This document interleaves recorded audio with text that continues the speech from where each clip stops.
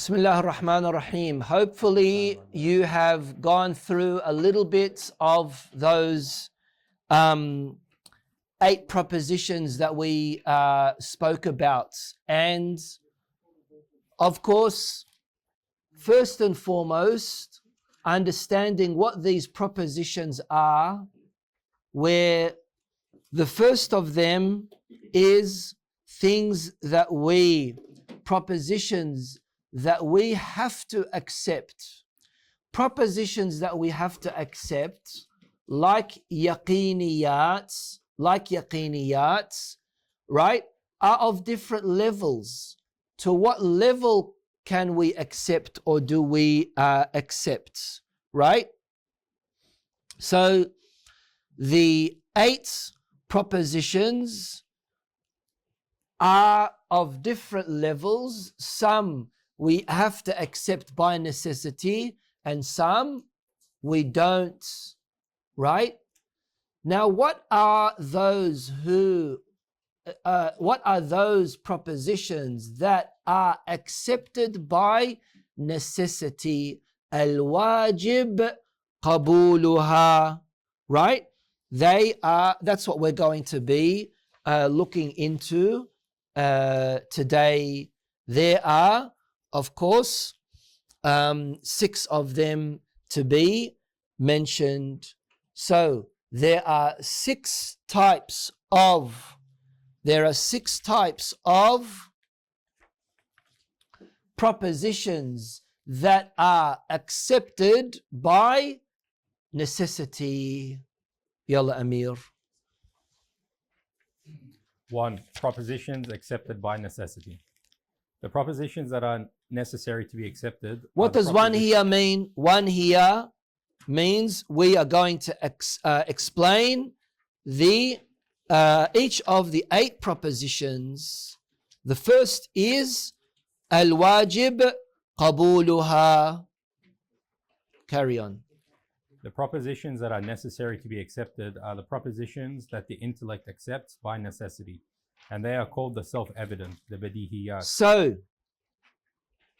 these propositions that are wajib al-qabul, that are necessary in accepting them, they are also called badihiyat. What does badihi mean? Badihi means self-evident. Self-evident. And they are of 6 kinds. 1. The primaries, al-awwaliyat. The propositions that do not need the self to affirm it except by conceptualizing the 2 sides in a correct way, and to realize the composure between the 2 sides. And they are the most clear of propositions. What does this mean?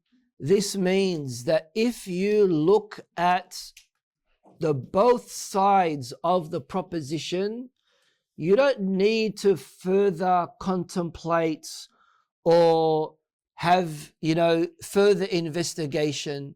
All you need to do is understand both sides of the proposition, and you will accept it. An example for this is 2 contradictions cannot unite. Okay. Al-naqidan la yajtami'an. 2 contradictory things cannot become white. You can't have something that is black and white at the same time. They cannot unite. Black and white cannot unite, even if it is the night. What was that? Right? Al-naqidan la yajtami'an. Al-naqidan la yajtami'an. Right? So, can you have something that is black? Yes. Can you have something that is white? Yes. Can you have something that is a mixture of black and white? Yes. But it's not black anymore. It's not white anymore. It is Grey. So can there be something in itself as black and as white? Al-naqidan la yajtami'an. Right? This is someone is going to say, what about a transgender person who's hem male, hem female? Right? Zebra. Was the question that you were going to ask? And what? Panda, zebra, cows. Cows. Yeah, cows are black and white as well. Have you seen the black and white cow and the milk? Yeah. Yeah, black and white. The milk is black and white. The cow is black. The cow is black and white. Like black in itself and white in itself, or black patches and white patches, ya ma'adi. What? He said at the same time. Yes, uniting, not being on a canvas, not being a zebra with stripes, that's black, that's white. Okay, I'm saying black like your heart and white like my heart. Can they become one? No. So Sheikh and a Sayyid, What? Sheikh and a Sayyid, they can't become one. So, al-naqidan la yajtami'an. You understood this side of the proposition. You understood that side of the proposition. You don't need, normal human beings don't need to think about this any more than how it is. I had to add that normal human beings don't need to think about it more than what it is. Al-kabir akbaru min as-saghir. Right? Who's going to object to that as well? Something that is large is bigger than something that is small, right? Something that is large is bigger than something that is small. Al-kull akbaru min al-juz. What's that mean? You just translated that. Or A whole is bigger than its Al-kull, parts. al-kull, right? everything. Al-kull, like this whole vase, vase, right, is bigger than one flower. I can't take it out. Its portion. Who said portion? Yes, Hajj Mustafa, that's right. Okay. Al-kull akbaru min al-juz. You understood this side of the proposition. You understood that side of the proposition. Do you need any further deliberation? Do you need any further understanding or explanation? No, it's wadih ka wuduh al-shams. That's why it is called a badihi awwali. Al-awwaliyat. That's what this one is called. The primaries, right? Al-hadith, the third example, is something that is brought into existence, or something that is created, or something that is made needs a maker. Something that is made needs a maker. It needs a cause. An effect needs a cause. Next. The scene, al-mushahidat. These are the propositions that the nafs confirms with the assistance of senses, like the sun is shining, the fire is hot, the pomegranate is sour. Yes. Al-mushahadat, right, are things that you know through your self-evident understanding. Yani, it doesn't matter how many times I say to you that this pomegranate that you just ate was sweet. If you ate it and tasted it as being sour, that's badihi for you. That's self-evident for you, because you experienced it. You experienced it yourself. Now, can senses make mistakes? Yes, they can. Senses can make mistakes. when you're driving down the highway and you look at the car next to you and the wheels in the car next to you, it's like as if they are going backwards, but they're going forward, right? Or this solid pen, when I do that, it looks like it's wobbly. I should be doing it properly, but you know how you do it, used to do it at school. Or when you put a pen in a cup of water, it looks like it is crooked and big. Yes, it does. Who's tried that? Thank you. Thank you. Maybe in your country they don't have pens. Or water. Or water. It's a bit cruel. Yes, Ali. Relevant, Ali, relevant. Yeah, but see how your like senses. Relevance, is that what you said? Nah, I said the relevance. See how your like the senses can make mistakes, but you only referred to vision. No. Your What? sight.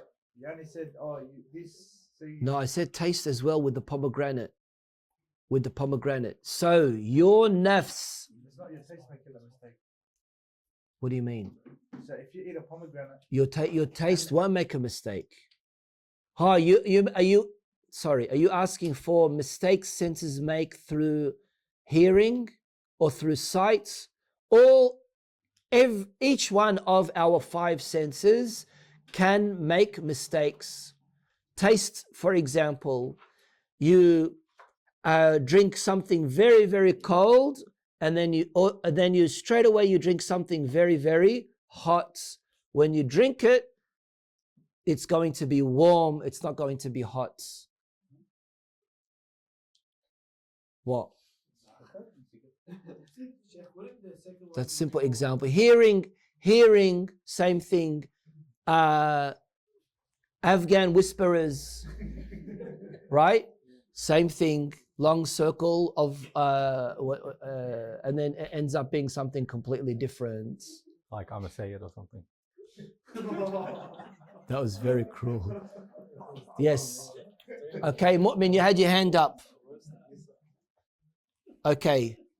Shall we continue? Mushahadat are those things which you experience through the hawas, through the senses, the external senses that you have.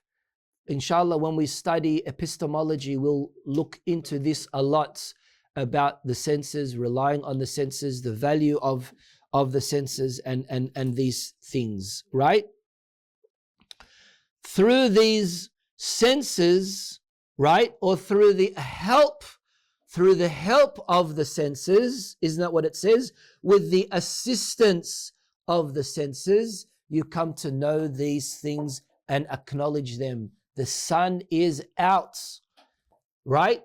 That's badihi for you. It's self-evident for you because you saw it. The sun is out. Your eyes aren't tricking you. They're not deceiving you. You're not watching a screen. You are seeing it yourself. Next. 3. The experience. Al-Tajribiyat. These are the propositions that the intellect derives as a result of the repetition of seeing it under particular circumstances and conditions. The intellect that deducts a general law is based on being helped by two demonstrative syllogisms. The first is conjunctive, iqtirani, and the second is hypothetical, istithna'i, and without them an experiment will not result in a universal certainty. Okay, so what this is saying is you, through two ways, through two arguments, through two syllogistic arguments, you can conclude in understanding something, in knowing something based on the tajribi badihi methodology.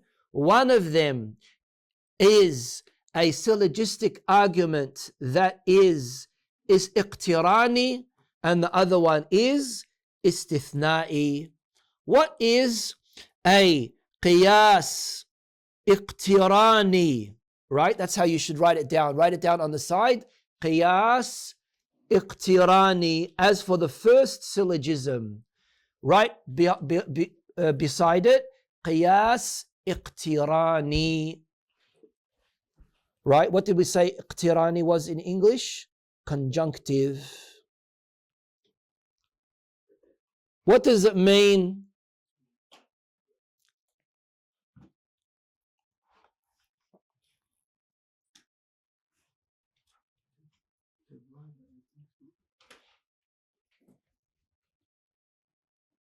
The word qiyas.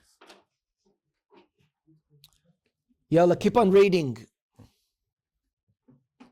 As for the first syllogism, it is based on a natural self-evident proposition, which is a coincidental occurrence is not in majority. اختاري أكثري أكثري. I don't know what the order. Or always دائمي. Okay. What this means, there's a qaida, there's a principle in Arabic. There is a principle in Arabic. It says, al-ittifaqi la yakunu da'imi wala akthari. Al-ittifaqi la yakunu akthari wala da'imi. What does ittifaq mean? Ittifaq means agreement. What does ittifaqi mean? Even in Farsi they say ittifaqan, coincidentally. Al-ittifaq, right? Or ittifaqi means coincidentally. Coincidentally, something coincidental will never occur all the time and will never occur most of the time. For example, those kids that do this thing, what do they call it? The cup, the bottle thing. Do they have? Is there a name for it? Bottle flip. The bottle flip. Right? Coincidental. It's not a skill. Right? Coincidental is if you get and one of these philosophers have given this example. If you get a monkey and you put a typewriter. Has anyone heard that example before? And you get to put a typewriter in front of a monkey. What is the chance of him making sensible sentences? Right? Right now, if I have a manuscript that isn't binded, a book that isn't binded, Harry Potter, that kufri book that many of you read, Harry Potter, I have it page 1 and it finishes page 1000. And I throw up into the sky. What is the chance that it falls down in the same sequence, starting down the bottom with 1000 and ending at the top as a pile with 1? Al-ittifaqi لا يكون أكثري ولا دائمي. Right? What's wrong? 1 over 1,000 factorial. Nah, bro, it's way. Exclamation mark. Yeah. Yeah, I was just gonna say that. Sorry, like mathematician.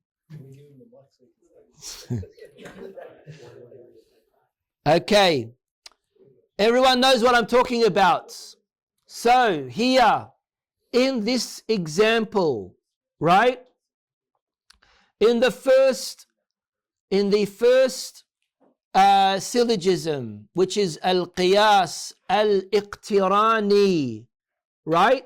Is saying that the natural self-evident proposition are cases where something, for example, that is coincidental is not always going to happen. It's not always going to be. It won't exempt that from a law. Why is this important? Because, مثلا, an atheist might say, yeah, but what about this incident happening in that part of the world? Coincidentally, and a coincidental cannot become a governing law that you make universally over others. Carry on. So, if something that occurs from a cause is majority in all ways, and this is known by the repetition of witnessing it and experiencing it, the occurrence becomes essential. Yes, it's because it happens all the time, or it happens most of the time. It happens all of the time, or it happens most of the time. Because it happens all of the time, or most of the time, it becomes badihi. It becomes self-evident. Not through awaliyat, but through tajribiyat. Hessa will give examples very soon. For the second syllogism, this is based on the essential occurrence effect being inseparable from its essential cause. Example: if we experience focusing fire on metal numerous times and see the repetition of the stretching of the metal every time it gets heated by fire, we know that the stretching of the metal is essential to the heating, based on the first syllogism, which is: if the stretching of the metal is a coincidental occurrence because of it being heated by fire, it would not be majority or always. Okay, that's the first premise. Premise 1. That's the muqaddimah. Next, However, it is majority and always by experiment. that's the second premise. Next is the conclusion. Therefore, the stretching of metal is not a coincidental occurrence because of it being heated by fire. Rather, it is an essential effect, and it being heated by fire is an essential cause for it. Right. So, stretching of metal by fire is, of course, going to be something badihi. Badihi, because you have fire and you have heat, and fire and you have fire and you have heat and you have metal. So fire, heat, contact of the metal with the fire and heat, it's going to result in stretching. We then acquire a law and the universal proposition by the second syllogism, and its form is: the stretching of metal is an essential effect of it being heated by fire. Okay, the reason why in the case of the second type of qiyas, which is called the istithna'i qiyas, right, means that the cause and the effect cannot be separated from each other. You can't remove the essential effect from the essential cause. The stretching of metal is an essential effect of it being heated by fire. The essential effect cannot be separated from its essential cause. The stretching of metal cannot be separated from its essential cause, which is it being heated with fire. Therefore, every metal stretches by it being heated by fire because it is essentially inseparable. Okay, so here let's stop here with number 4. What I want you to do, please make sure during your free time to go through these propositions that are wajib al-qabul and find more examples for them, inshallah. We'll carry on in our next lesson. Walhamdulillahi Rabbil Alameen.